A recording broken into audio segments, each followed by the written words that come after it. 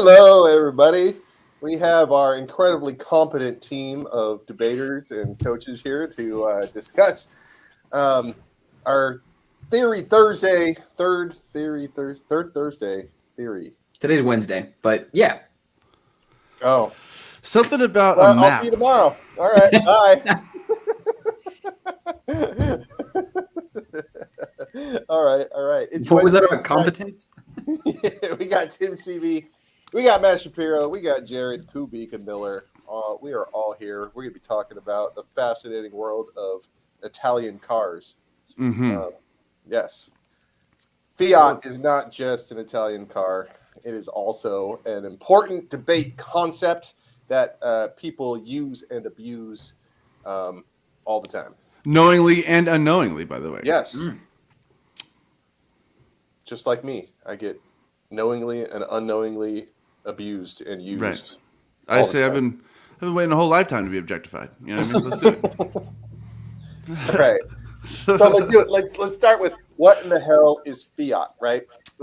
Because it is one of those things that people learn really, really early on, right, in debate. It's something we do whether you know what it is or not in debate. Just so you know. Also, I think it's like it's a tool, right? It's a thing that allows us to go into a world after passing plan or something like that. So, Jared, what is fiat? What does it mean? It means something in what? Farsi? Is it Italian? What was it?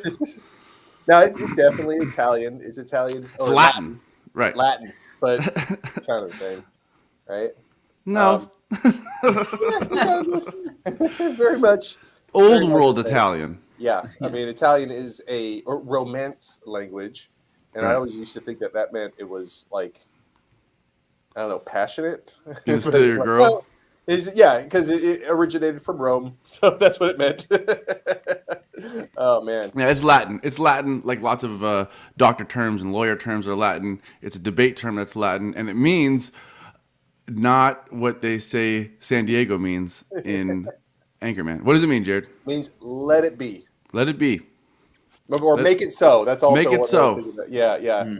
That's like the Star Trek version of it. Right. And just to, give a very quick, definition or, conceptually understanding of what it is. Every time you have ever said, I'm going to pass a plan that doesn't exist right now, and this is what the world looks like afterwards, you just used fiat, whether you know it or not. You just said, let it be, make it so. And you're going to play with the reality after plan, which doesn't exist. And how many fiats does that government team get? If you go to the show, if you go to Oprah's show, maybe one each. You get a fiat. You get a fiat. You get a fiat. Yeah. Okay, so there are some.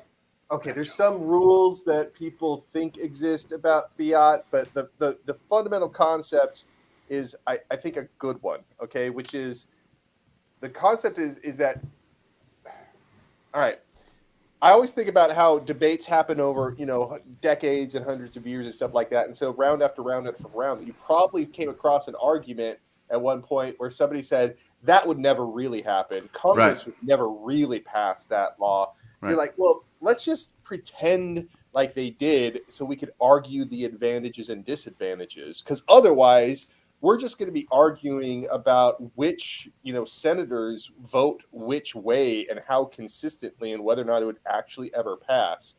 And that really, we're really, really limiting ourselves in the debate world if that is what we devolve into every single time we want to talk about public policy. If we want to have a richer discussion about the issues, then let's just kind of assume that a plan passes, even though it doesn't have much of a chance in real world, and then discuss whether or not it would actually be a good idea.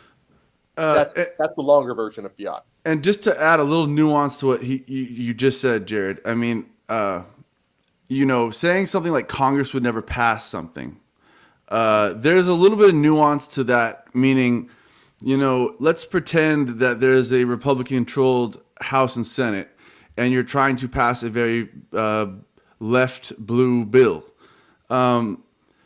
Saying Congress would never pass it now might be a very legitimate argument. I just want to make the nuanced kind of distinction between saying something like that as a retort or as a response to Congress would never pass it, to saying something like, just as an example that I remember from the past, mining the moon for energy. That might be something that is, Congress would never pass it, whether it's red or blue or anything, because what the argument essentially is that like it's never been done, it's really expensive, and it's insane. So that is kind of you can just saying Congress wouldn't pass it is not fiat attack on fiat necessarily if you're kind of drawing facts from the world we live in. How did you learn it, Tim? Go ahead. It is one action that is within reason, so that's where there becomes some area for interpretation. Right. One action that the government team gets to do, because otherwise we get nowhere. So the government gets exactly one fiat, like we passed this policy, or an executive order is passed, or this person's whatever the thing is that happens. But you can only use one actor.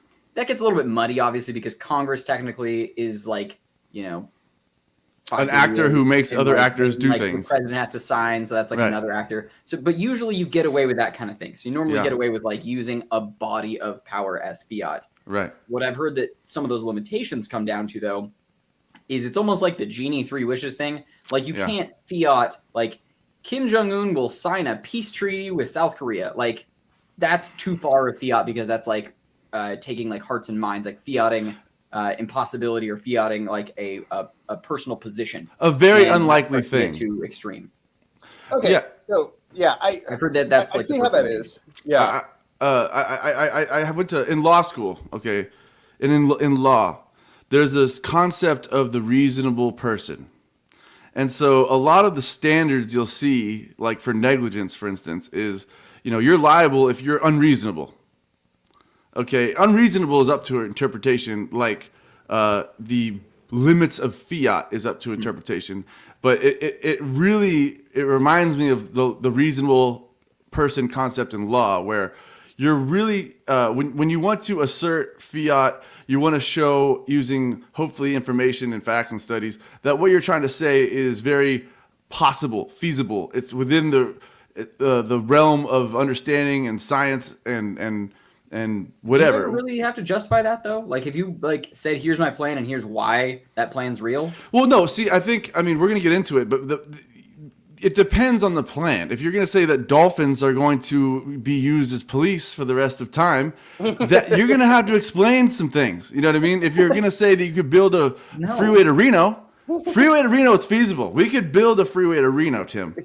He really wants a freeway. Yeah, I hate this idea. The difference in feasibility, though, is the reasonableness or the ability to do those two things. Dolphins running the law enforcement and building a freeway to Reno are two extremes, right? Like one is extremely possible. One, you're going to have to give me evidence. You're going to have to tell the judge something beyond just, well, they're really smart and they are smart in the water, so they could be smart on the ground. Like that you're going to need something.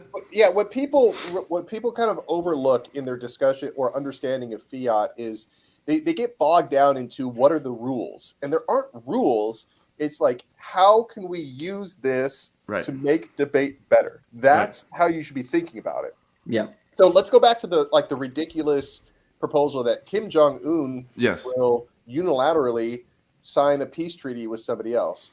And so I agree. I think I would argue that's kind of a ridiculous use of fiat, because I don't think that really gets to the heart of the North-South conflict in Korea. That would be like one argument. And bypasses all the evidence. Yeah. But the second thing I'd say is that you don't get to fiat people's attitudes. So Kim Jong-un would still be just as hostile, but with a peace treaty. And now you're like, with an ally. When you have two hostile groups that are bound by a peace treaty, they're just going to break the peace treaty. And you say, well, no, they wouldn't do that because he signed it in good faith. That's where the abuse comes in. Ooh, right? Good faith.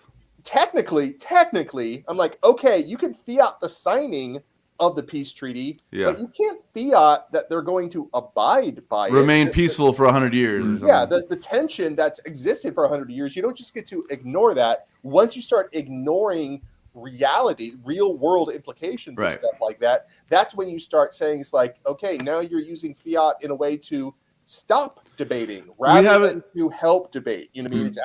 It's actually decreasing debate. It's decreasing the evidence that we're allowed to introduce. Right. We're like, we can't even reference the hundreds of years or, maybe dozens of years of Korean history in this debate because you just kind of poof made it up, right? That's why people hate Fiat. Which the neg on that side, or I'm just going to put you on the aft saying Kim Jong-il is going to do that. The neg would have they would not need to work very hard to explain how the New York Times and everyone else this is impossible, meaning it's not feasible, it's not reasonable, and even if it happened, what Jared just said, basically, like, even if it did happen, just because they signed a treaty doesn't mean he's not still this violent person with a nuke. So my point is, go ahead, Tim. I think I can get to your point. Another rule, even though they're not rules, a fairly decent rule is you cannot fiat solvency. So if the resolution were something like this House would improve relationships between the Republic of Korea and South Korea, between Israel and Iran and Pakistan, Palestine, they signed a peace treaty. That is fiating solvency. You're not allowed to do that because you're just literally skipping over the debate and jumping to the end, like Jared said. Right. So you're just saying like, hey, look, it's solved. We haven't said the word yet. What is this called when you say, I'm going to fiat peace between Israel and Palestine? What is that called? You said it's abuse. Fiat abuse. Fiat abuse. We haven't used that word yet in the 11:56 minutes. I'm pretty sure we did. Anyways, I don't think we've said abuse. So not the word fiat abuse. I mean, that's being recorded. Fiat solvency. So there are a couple, like, if not hard written rules, there are a couple general norms surrounding fiat, and we've hit a couple of them so far. So you can only fiat one actor or one thing, like one policy passing. Right. And you can't fiat solvency, and you can't fiat like hearts and minds, feelings. So what happens when people start to break those things? So well, I have a question for you.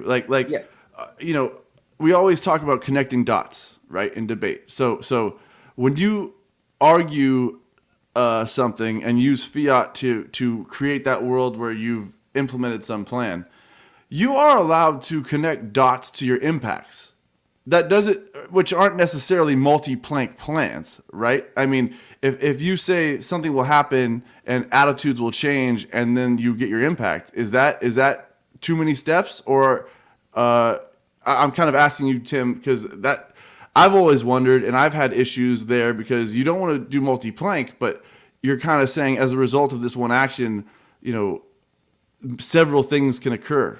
Sure. Well, like link chains, link stories still happen. So you still get to terminal impacts via like a series of events. So like just Congress signing a bill doesn't actually physically change anything. Mm-hmm. It's that you have to create the links. Like, okay, if this bill passes, then this would reasonably happen, and this would happen, and this would happen, this would happen, and here's the impacts. So you still have to do the work as a debater to say what all of those policy implications, those impacts. How you get there.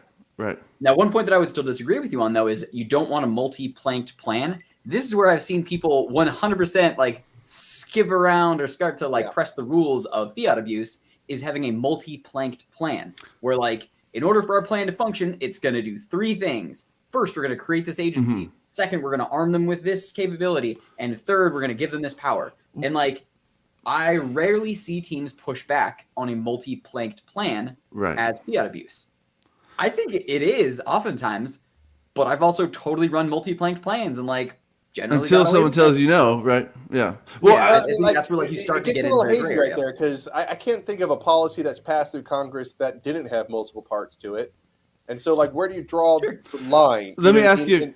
Even when you're talking about like multiple actors, I've seen debates where it's kind of like, okay, so you had the House of Representatives pass it, and then Senate pass it, and then the president sign it. That's multiple actors. I'm like, right. You see what I'm saying?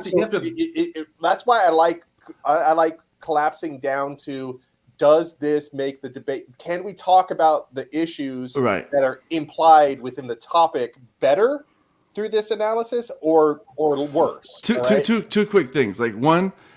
On one side, I'm just coming to this now. If you just get down on some like government procedure, I bet you could just use all kinds of evidence to tear apart every single plan, whether the merits are good or wrong, just using that and talking about multiple actors. It's a trash debate in a lot of ways, I guess. But I would hate it. But you could probably even win if you got them off their game. Second thing, Jared and Tim, both of you, this is to you.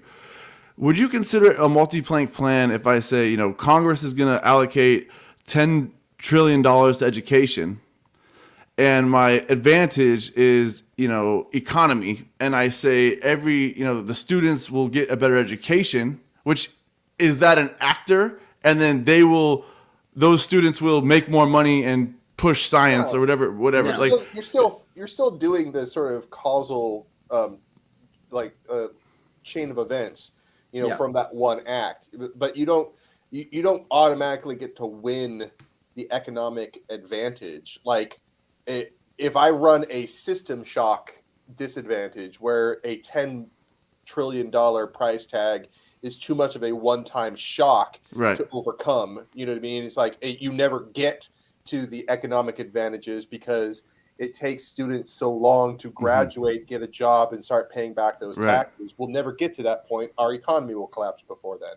So that's Jared's point, is it becomes debatable. Your advantage is debatable. You cannot fiat your advantage. You are just arguing your advantage. You fiat that the plan passes, and that's not debated. So the other side isn't going to be like, no, that won't happen. That would be arguing fiat, and that's where you get to say, like, no, I fiated it. Just let that part go. Let's debate what would happen if it were to pass. You could see where I am coming from, though, where we're kind of assuming an actor being the students would actually... You're assuming that because you're the debater trying to make that link story. You're the debater saying when money goes to schools, students spend more time. Like, you have to argue those things. So, like, that's not you fiating them. That's you just arguing them as a debater, and you need to follow the Toolman model and everything, and then we'll agree and disagree on it with differing evidence and retorts. Yeah. So another piece of like fiat abuse that I see happen, I mean, we've already kind of talked about it a bit, but it is multi-actor fiat abuse, where I've seen, like, in preempting a disadvantage, a team will say, like, the federal government's going to do this and the states will do this. And so that's because clear, right? The negative side is going to be like, nope, counterplan, state's going to do it first. And they're like, haha, we're going to be clever and have the Fed and states do it. And that immediately becomes a multi-actor fiat abuse. Like, that's very clearly there. Cut and dry. That would very be straightforward. But when I see people do like two different agencies with the same like policy intention, like the legislative branch is going to pass this thing and the executive branch is going to enforce these things that are different. I've seen those things happen before, like they're multi-actor plans, and that seems like that would be fiat abuse. Like, they've got to pick one side of it. But that's also making a team pick their side, right? Like, it's making the government parametricize, like, choose this is our single actor and everything else gets to be neg ground. If I may, I want to say two answers to what you just said. First, when you said something to the effect of, Congress passes the law and then the president enforces it, I would simply argue, we say this too casually sometimes. That's normal means. That's how the system works. Right. So I would argue that if it's Congress that passed the plan, the president has to enforce it. It's not even. There's veto power and things like that. But once it's in, they have to enforce it. What you're also mentioning, though, which is true, and this kind of goes back to that whole like political system at the time. Let's say the House and the Senate is Republican or very red or right, and the president is very blue and left, and they pass some plan and he, bastardizes it in the enforcement or something like that. That is possible. I mean, that would not in my mind be fiat abuse, especially with evidence. But if you are simply using two actors to do different things with no evidence that would actually happen, I would 100% agree with you that that's a fiat abuse, a multi-actor situation, and you would. I don't want to deviate. I want to kind of elaborate on something I've been thinking about. The farther you are from something that's logically feasible, generally known in general knowledge, the more evidence you must present to show how it's possible. I mean, that's just almost a direct sliding scale correlation. If you want to say building a bridge to Reno, you don't need to explain a freeway to Reno. You don't need to explain how freeways are made necessarily. I mean, but if you are going to mine the moon, which has never even been done, you're going to need to show us how that happens, because it's not just something we understand without it's not general knowledge. I can see where you're coming with that, right? Like, I would also urge debaters though to play it out, right? Like, so don't assume that the technology works. Just assume that the plan was okayed, that it was voted for. It's like, all right, we have now made the decision to go to the moon. Let's see whether or not we could actually execute it. All right. And so that's not necessarily. And so if they're saying, no, we fiated that it works, yes, that's kind of ridiculous. Like, that's fiating solvency. Yeah. Unless it's very simple. Unless it's a freeway to Reno. No, right? no. Even then, you could say that like if for you, like, okay, a bullet train from San Francisco down to LA is feasible, but it's been a disaster, right? Because you can predict that politicians are going to screw up massive projects like that. You can say it's going to go over budget. It's going to be horrible. Those are the type of arguments that you can make. And so you could say the same thing for mining the moon, but the impacts on that is not quite like it'll be over budget. You could just say, we're not going to be able to successfully mine the moon like you assume we are, because the technology just doesn't work. So again, your fiat is not saying like that the thing happens. It's saying that the policy to do the thing happens. Yes, that's all that you're allowed to. But also the world. No, I disagree. You get access to the world after plan, and you get to use advantages in a policy style debate to show what this world looks like. And in my mind, that is as much fiat as the passing of the plan itself, or whatever the policy change is. You know, you're literally arguing something that has never happened. And there's where I think I can draw the clear distinction there. Okay. A plan is not debated that the plan will happen. There's no point. Like, I mean, you can have a feasibility. Like, if we look at this as a time frame, right? Like, the second that the plan passes, the next second is when you can start having a feasibility disadvantage of saying like, well, that's not going to, that's not reasonable, that's not possible. Or you can have a like arguing fiat abuse, right? Because it's the next second. The second after you wave your magic fiat wand, everything now becomes a debate. Yeah, as you're waving that fiat wand, though, like that is not debatable. So like the plan passing, that's you utilizing fiat, and the other side can't be like, no, you're not allowed to pass a plan. That's reasonable. But you saying this is going to happen, and this will happen, and this will happen. Yeah, you get to debate it, and that's just it. Like you can also lose because they could debate you better. Like they can turn your advantage. They can give better disadvantages. They can take points out of it. I want to go ahead, Jared. If you have something to say, go ahead. Yeah. So one of the ways that people have, one of the more entertaining ways that people abuse fiat is like when they say like Congress unanimously passes this law, right? They say everyone votes in favor of it, because if somebody wants to run like a politics disadvantage, they say that plan is going to piss off half of the country. They took too much ground. They took too much. And they're going to piss off half the country. There's going to be political backlash, and here's all the horrible stuff that'll happen because of it. It's probably like never happened, right? Yeah, I passed the law with unanimous consent, so that means that everyone was in favor of it. So nobody's going to be. That's ridiculous. You know what I mean? Yes. That removes that particular type of debate, and I think that is legitimate abuse. But just saying that it passes is not the abuse part, right? We want to debate whether or not building freeways is a good use of our money, not whether it's like we don't want to debate who is in favor of freeways in Congress in 2021. Like that's not the central part of whatever the resolution is. The central part is like the environmental or economic repercussions of those massive projects. Right. What you're talking about though is very much based on debate to debate situations, and for anyone listening, I mean, in my opinion, Jared, you're right. If the person's being honest and true with the merit of their plan being reasonable or possible, whatever word we want to use, I do think also. One thing I wanted to bring up was we kind of mentioned in the beginning how like the AF uses fiat.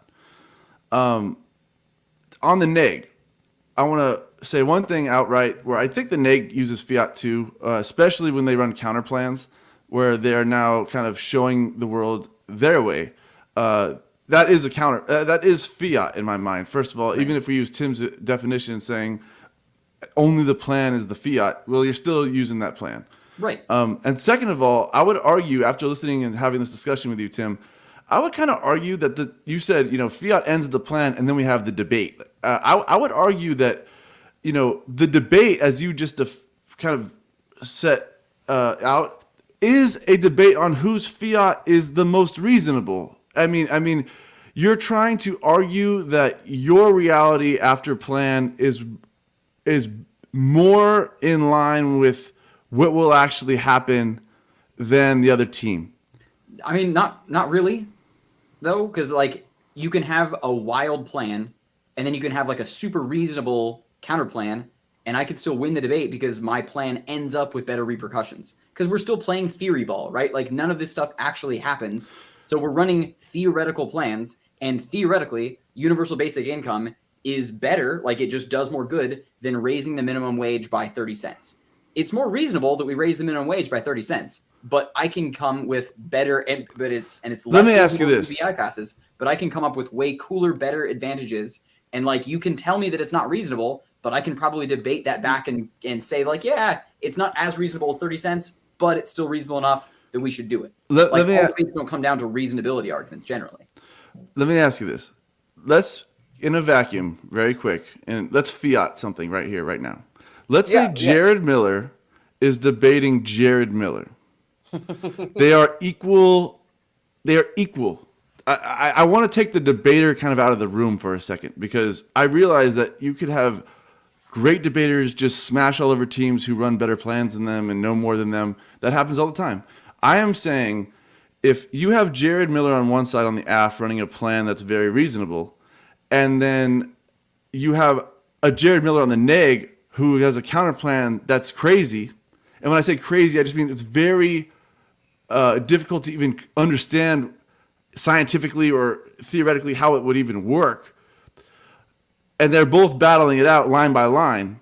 So there's no obvious winner aside from the merits of their argument. I truly believe that you would vote for the more reasonable team, because you're going, hey, like, at the end of the day, we argue about this all the time. A good idea is a good idea, but like if it doesn't actually work, then why does it even matter, right?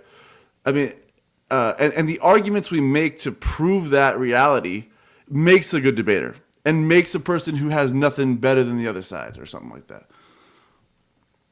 What do you think, Tim? Prove me wrong. I don't. How many debates do you vote on reasonability as your only voting? Okay, I'll give you an example. Premise, Let's right? do this. I pass universal basic income. Everybody gets $2,000 a month.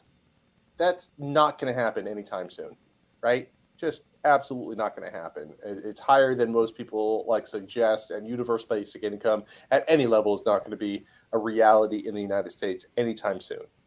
If somebody comes back and says, no, let's just raise the minimum wage. If I say, no, there's way more advantages to having a universal basic income. If the response is like, well, raising the minimum wage is just more reasonable. It's more likely. Right. I still think probability, right? Like probability is a weighing mechanism that we've talked about here. Like that's an important one certainly to measure. So, and you're totally right, Matt. Like reasonability is important. I'm saying that not every debate comes down to that, especially when you have oftentimes a pretty wild plan that most likely in the real world wouldn't pass, and a really wild counter plan that in the real world wouldn't pass. That happens all the time. Like I think reasonability debates sometimes can honestly feel joyless, and so debaters don't go for them, or judges don't really care about them as much. Because most of the things that we're passing as plans, like fiating, are not likely to actually pass in the real world. It is but I hate that. I hate that. I honestly, I realize we're running out of time, but there is an aspect, and I have voted down people with insane, great plans that solve all the problems of the world, because the other team simply stands there and kind of says, that can't happen. Now, you can't just say they're ridiculous. You do need to explain how it's not possible. That's the last thing we should probably say here. I'll You give need an to example explain that. Okay, so one time I did get really pissed off at one of my debaters. They were running a counter plan on some energy policy, right? It's like what people were trying to do some like renewable energy, and they counter planned with thorium reactors. It's like, let's not do more solar power plants. Let's do thorium reactors, and that will solve it. And like, and they're like, yeah, we'll just do this tomorrow.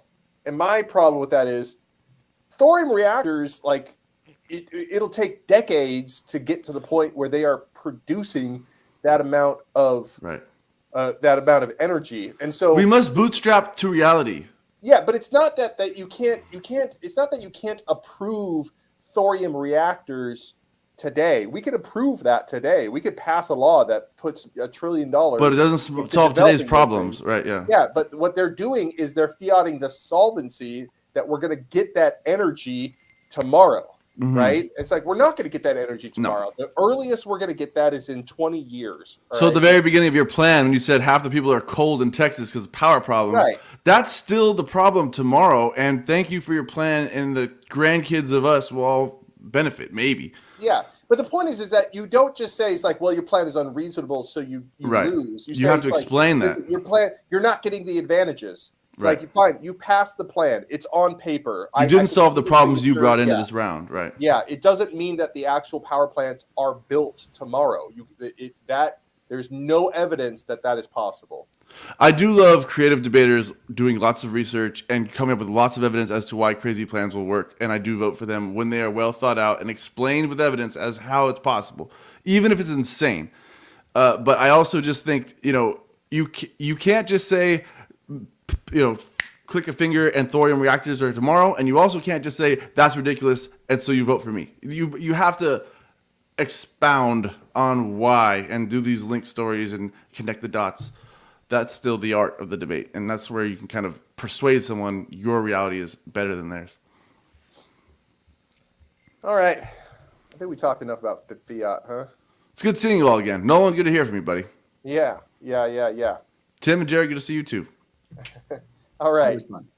Hey, we got Tim, Matt, and Jared. We're Debate Sensei. We'll see you next week, all right? See you later.